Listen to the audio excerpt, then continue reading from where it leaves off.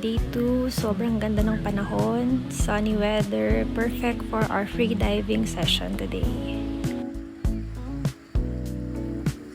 Syempre, first agenda, breakfast.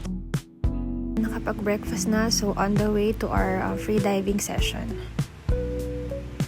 Sa dive dyan, Boracay nga pala kami nag-book, and yan, sobrang kinakabahan na dahil first time namin itong mag-free dive.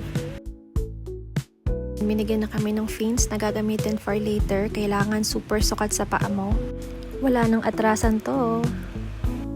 Before nga pala mag-free dive, meron namang beginners class. So doon ituturo sa'yo yung mga techniques and mga dapat mong tandaan para maging safe ka sa pag-free dive. At syempre, dahil hindi nga tayo sanay lumangoy, so hindi natin magawa yung mga tinuturo. Kaya yan, kapit na lang sa lubid and yeah, kinaya naman.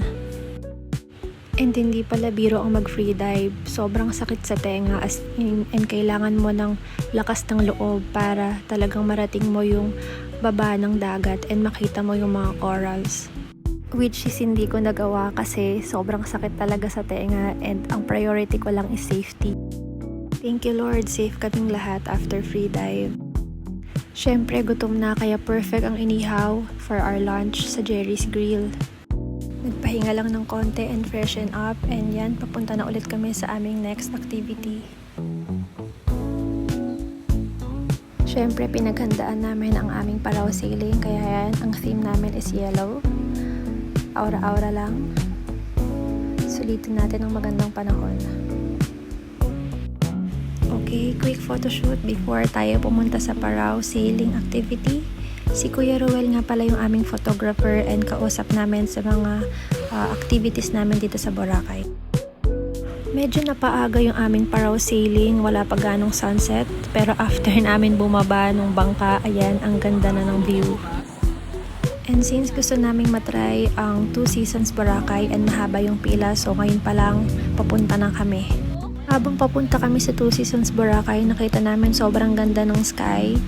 And yan, sa halip na pumila muna kami, diretso kami sa beach para tingnan yung sunset. Isa talaga sa inaabangan dito sa Boracay is yung sunset kasi sobrang ganda ng sky at talagang orange. I mean, charming talaga yung kulay ng sky. Kaya lang, nung time na yan, medyo nakalubog na yung araw kaya hindi na siya ganun ka kulay.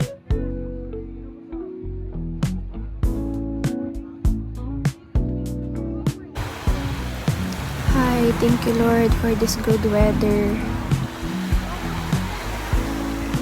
Back to our main agenda, ang kumain sa 2 Seasons Boracay, and luckily walang pila nung pumunta kami. So yan, nakaupo kami agad and checking sa menu.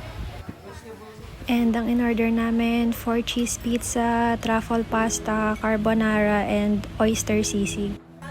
So yan, panoorin nyo ang kumain. So yummy!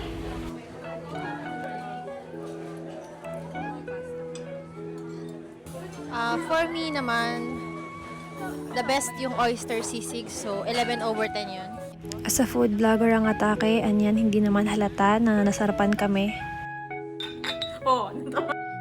Dahil mahaba pang gabi at madalang lang kaming magkasama-sama, ayan, sulitin na natin ang kwentuhan na may kasamang konting tagay. Pero Smirnoff lang yan guys, huwag kayong mag-alala.